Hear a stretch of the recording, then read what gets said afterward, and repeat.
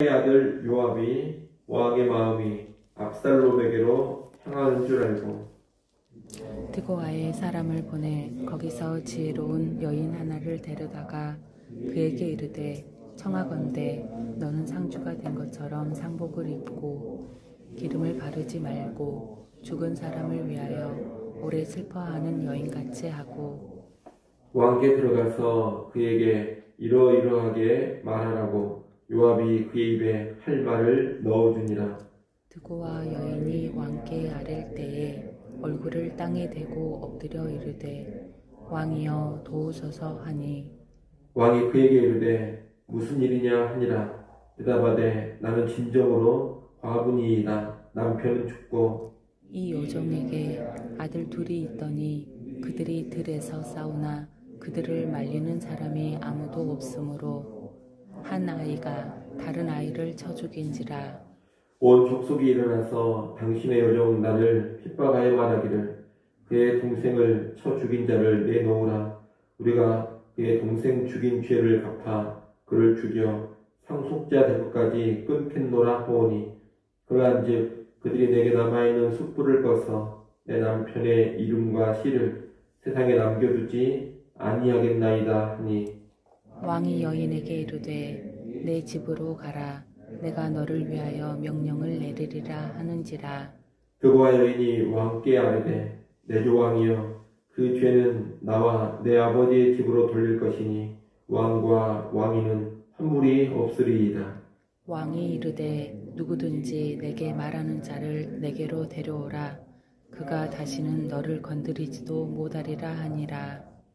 여인이 이르되 청하건대 왕은 왕 하나님 여호와를 기억하사 원수 갚는 자가 더 죽이지 못하게 하옵소서. 내 아들을 죽일까 두렵나이다 하니 왕이 이르되 여호와께서 살아계심을 두고 맹세하노니 내 아들의 머리카락 하나도 땅에 떨어지지 아니하리라 하니라. 여인이 이르되 청하건대 당신의 여종을 용납하여 한 말씀을 내 주 왕께 여쭙게 하옵소서 하니 그가 이르되 말하라 하니라. 여인이 이르되 그러면 어찌하여 왕께서 하나님의 백성에게 대하여 이 같은 생각을 하셨나이까? 이 말씀을 하심으로 왕께서 죄 있는 사람같이 되심은 그 내쫓긴 자를 왕께서 집으로 돌아오게 하지 아니하심이니이다. 우리는 필경 죽으리니 땅에 쏟아진 물을 다시 담지 못함 같을 것이오나 하나님은 생명을 빼앗지 아니하시고 방책을 베푸사 내쫓긴 자가 하나님께 버린 자가 되지 아니하게 하시나이다. 이제 내가 와서 내 주 왕께 이 말씀을 엿줍는 것은 백성들이 나를 두렵게 하므로 당신의 여종이 스스로 말하기를 내가 왕께 여쭈오면 혹시 종이 청하는 것을 왕께서 시행하실 것이라. 왕께서 들으시고 나와 내 아들을 함께 하나님의 기업에서 끊을 자의 손으로부터 주의 종을 구원하시리라 함이니이다. 같이 봅니다. 당신의 여종이 또 스스로 말하기를 내 주 왕의 말씀이 나의 위로가 되기를 원한다 하였사오니 이는 내 주 왕께서 하나님의 사자같이 선과 악을 분간하심이니이다. 원하건대 왕의 하나님 여호와께서 왕과 같이 계시옵소서. 아멘. 압살롬은 자신의 누이 동생 다말을 성폭행한 이복형 암논을 죽여버렸습니다. 그리고 그술 땅으로 도망칩니다. 압살롬의 어머니는 그술왕 달메의 딸입니다. 다시 말하면 압살롬은 그술왕 달메의 외손자가 됩니다. 그래서 외할아버지의 보호를 받기 위해서 그술 땅으로 도망을 친 겁니다. 압살롬이 그술 땅으로 도망친 후 3년이 지났는데 그 기간에 다윗은 아들 압살롬을 그리워하며 슬퍼합니다. 3년 정도 지나면서 죽은 아들 암논에 대한 슬픔은 사라지고 대신에 도망간 압살롬에 대한 그리움이 커져간 것입니다. 바로 이때 요압이 압살롬을 다시 돌아오게 할 계책을 꾸밉니다. 비록 형을 죽이기는 했지만 다윗의 마음이 압살롬을 향하여 있음을 알고 한 지혜로운 여인을 보내 다윗의 마음을 돌리려고 한 것입니다. 우리는 오늘 본문에서 요압을 주목해 보고자 합니다. 이 요압에게는 긍정적인 모습이 있고 부정적인 모습이 있습니다. 먼저 긍정적인 모습을 본다면 이 요압은 섬기는 대상의 마음을 아주 잘 헤아리는 지혜가 있습니다. 오늘 본문 1절에 보면 수리아의 아들 요압이 왕의 마음이 압살롬에게 향하는 줄을 알았다고 합니다. 이 요압은 다윗을 섬기는 사람인데 다윗의 마음이 어떠한지를 너무나 잘 알고 있는 겁니다. 다윗은 형 암논을 죽인 압살롬을 무척 그리워하고 있었고 너무나도 보고 싶어 합니다. 하지만 왕의 자리에 있는지라 쉽게 부르지를 못합니다. 형제를 죽인 자를 벌하지 않고 불러들인다는 것은 왕의 본의에 걸맞지 않기 때문입니다. 사실 다윗이 압살롬을 용서하고 불러들인다 하더라도 그 누구도 다윗의 이런 일에 이의를 제기할 사람은 없습니다. 다만 다윗 왕 스스로가 그런 일을 용납할 수가 없는 것입니다. 그래서 마음으로 간절히 원하면서도 압살롬을 쉽사리 용서하고 불러들이지를 못하고 있는 겁니다. 그런데 이런 다윗의 마음을 누가 헤아리고 있느냐? 바로 요압이 헤아리고 있습니다. 다윗을 섬기는 자로서 다윗의 마음을 아주 세밀히 살피고 이해를 한 겁니다. 이 요압의 모습은 다윗에게 무척 충성스러운 모습입니다. 잘 섬기려면, 충성된 자가 되면 이렇게 마음을 헤아리는 모습이 있어야 하는 겁니다. 그런데 오늘 우리도 누군가를 섬기는 위치에 있다면 섬기는 대상의 마음을 잘 살피고 잘 헤아릴 수 있어야 하겠습니다. 자녀로서 부모님을 잘 섬기려면 부모님의 마음을 잘 헤아릴 줄 알아야 합니다. 또 남편과 아내를 잘 섬기려면 남편의 마음, 아내의 마음을 잘 헤아릴 수 있어야 합니다. 성도를 잘 섬기려면 성도의 마음 역시 잘 헤아릴 수 있어야 합니다. 그런 헤아림이 있을 때 온전한 섬김이 나올 수가 있는 겁니다. 특별히 우리 모두는 하나님의 종들로서 하나님을 섬기는 사람들입니다. 그러니 무엇보다 하나님의 마음을 잘 헤아리는 사람이 되어야 하겠습니다. 하나님의 마음이 어떠한지, 하나님의 마음이 어디로 향하여 있는지, 하나님의 뜻이 무엇인지를 정확히 파악해야지만 하나님을 제대로 섬길 수가 있는 겁니다. 그래야지만 충성된 종이 될 수 있습니다. 마태복음 25장에 보면 달란트 비유가 나옵니다. 그 달란트 비유를 보면 2달란트, 5달란트 받은 종은 주인으로부터 칭찬을 받게 되는데 칭찬받은 이 두 종은 주인의 마음, 주인의 뜻을 잘 헤아려서 주인이 준 달란트로 장사해서 이윤을 남겼습니다. 그러나 책망을 들은 1달란트 받은 종은 주인의 마음을 전혀 헤아리지를 못했습니다. 주인을 오해하면서 받은 달란트를 그냥 땅에 묻어뒀습니다. 주인의 마음을 잘 헤아려 행한 종은 충성된 종이라는 칭찬을 받았지만 주인의 마음을 전혀 파악하지 못한 종은 악하고 게으른 종이라는 그런 평가를 받았습니다. 그래서 오늘 우리도 말씀을 통해서 기도를 통해서 하나님의 마음을 잘 알고 하나님의 뜻을 잘 분별할 수 있어야 하겠습니다. 그럴 때 하나님께 충성된 종이 될 수가 있을 겁니다. 하나님 우리 마음대로 하나님을 판단하고 우리 마음대로 하나님의 뜻을 이해할 것이 아니라 말씀과 기도 가운데 정확하게 하나님 마음을 헤아리면서 하나님을 잘 숨겨갈 수 있는 성도들이 될 수 있기를 바랍니다. 요압에 볼 수 있는 긍정적인 모습 또 하나는 지혜로운 말의 필요성을 알고 사용하고 있다는 겁니다. 요압은 다윗에게 압살롬을 용서하고 불러들이십시오 이런 말을 하려고 합니다. 그런데 이 다윗이 마음으로는 그 일을 원하지만 왕의 지위나 채통으로 인해서 쉽게 그 일을 할 수 없는 상황입니다. 요압은 이런 상황에서 지혜로운 드고와 여인을 활용합니다. 그 여인에게 할 말을 넣어 주어서 우회적인 이야기를 하게 합니다.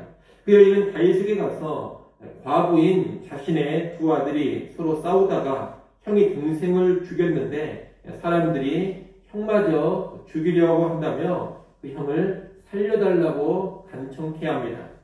다윗은 이 말을 듣고서 살인죄를 범한 그 여인의 아들을 살려주겠다고 약조합니다. 그리고 더 나아가 그 누구도 여인의 아들을 향해 피해 복수를 하지 못하도록 하겠다고 하나님의 이름을 걸고 맹세까지 합니다. 그러자 이 여인은 다윗이 한 말을 가지고 이제 다윗에게로 화살을 돌립니다.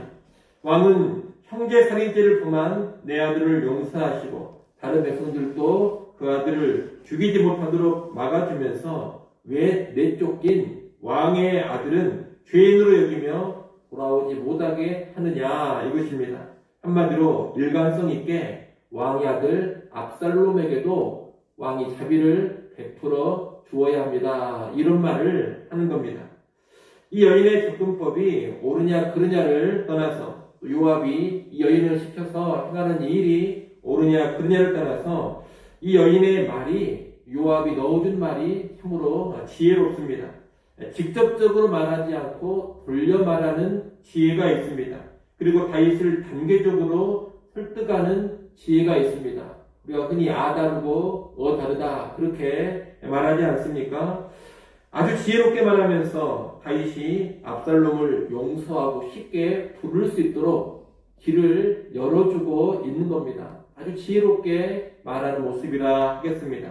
만약 다짜고짜 이 요압이 다윗에게로 가서 왜 압살롬을 부르지 않느냐, 압살롬을 용서하고 불러라, 왕도 그것을 원하지 않느냐 이렇게 직설적으로 말해 버렸다면 아마 일이 쉽게 진행되지 않았을 것입니다. 다윗도 채통이 있는데 그런 직설적인 말 앞에 쉽게 응할 리가 없습니다. 하지만 지혜롭게 돌려서 말하고 한 단계 한 단계 점진적으로 이야기를 전개시켜가니 다윗이 부담을 떨치고 압살롬을 쉽게 부를 수 있게 되는 겁니다. 여러분, 이런 말의 지혜가 참으로 중요합니다. 요압은 말의 중요성을 알기에 지혜로운 여인을 동원합니다. 그리고 지혜로운 말을 통해서 일을 순조롭게 풀어갑니다. 오늘날 우리도 잘 숨기고 어떤 일을 잘 처리하려면 이처럼 말의 지혜를 잘 알고 활용해야 할 것입니다. 말 한마디로 천냥빚을 갚는다는 말이 거저 나온 것이 아닙니다. 말로 일이 잘 풀리기도 하고 말로 일이 막혀버리기도 합니다. 말로 관계를 회복시킬 수도 있지만 말로 관계를 파탄낼 수도 있습니다. 그러니 우리는 언제나 지혜롭게 말하는 사람이 되어야 하겠습니다. 여러분, 너무 성급하게 아무 생각 없이 계획 없이 말을 내뱉는 그런 사람들이 되지 마십시오. 신중하게 지혜롭게 말하는 사람이 되십시오. 그러면 더욱더 잘 섬기는 사람, 더 수월하게 일을 이루어가는 그런 사람이 될 것입니다. 우리 모두가 그런 지혜로운 언어의 사용이 될 수 있기를 소원합니다. 이렇게 오늘 본문의 요압에게 있어서 섬기는 사람의 마음을 잘 헤아리는 모습이라든가 또 지혜로운 말을 사용하는 모습이 있는데 이 모습들은 아주 긍정적입니다. 그러나 요압에게 긍정적인 모습만 있는 것은 아닙니다. 우리가 이미 사무엘하 말씀을 통해 여러 차례 봤습니다만 이 요압은 온전한 충신은 아닙니다. 그는 자기의 이 정치적인 야심을 늘 앞세우며 움직이는 사람입니다. 지금 압살롬을 데려오도록 계책을 세워서 움직이는 것도 이유가 있습니다. 압살롬을 향한 다윗의 마음을 파악하고 압살롬이 장차 왕이 될 것으로 전망을 하면서 압살롬을 도우려고 하는 겁니다. 현재 왕위 계승자인 큰아들 암논이 죽어서 다음 왕위 계승자가 정해지지 않는 그런 상황입니다. 이런 상황에서 다음 왕위 계승자로 압살롬이 가장 유력하다 이렇게 요압은 판단을 한 것으로 보입니다. 그런 판단 가운데 움직이고 있는 겁니다. 만약 요압이 주도해서 압살롬이 예루살렘으로 돌아오게 되고 장차 이 압살롬이 왕이 된다면 요압은 압살롬이 왕이 되는 데 있어서 1등 공신이 됩니다. 그렇게 된다면 다윗 이후 압살롬의 통치 아래에서도 든든한 권력을 이 요압은 보장받게 될 것입니다. 요압이 노리는 것이 바로 그것입니다. 자기의 권력이 지속적으로 든든하기를 원하면서 지금 이 일을 추진하고 있는 겁니다. 요압은 늘 이렇습니다. 요압에게는 분명히 다윗을 살피고 다윗을 지키는 충성스러운 면이 있습니다. 동시에 늘 자기의 권력과 이익을 계산하면서 움직이는 모습이 있습니다. 그래서 온전한 충신, 순전한 충신은 아니라는 겁니다. 오늘 우리에게는 순전한 섬김, 순전한 충성이 필요합니다. 하나님을 섬길 때에도, 교회와 성도들을 섬길 때에도 나의 이익과 영광을 계산하면서 섬기는 것이 아니라 순전한 마음으로 하나님을 섬길 수 있어야 되고 교회와 성도를 섬길 수 있어야 하는 겁니다. 그럴 때 정말로 충성된 종이 될 것입니다. 바라기는 오늘 우리가 하나님을 섬기고 교회와 성도들을 섬기고 또 다른 사람들을 섬겨갈 때 사심없이 섬길 수 있기를 바랍니다. 나의 욕망이나 나의 이익을 계산하면서 어떤 충성스러운 모습을 보이는 것이 아니라 나의 이익과 욕망은 온전히 내려놓고 섬기는 대상의 유익만을 생각하면서 기쁨으로 섬겨가는 그런 순전한 섬기는 사람들, 순전히 충성스러운 자들 될 수 있기를 간절히 축원합니다. 기도하겠습니다.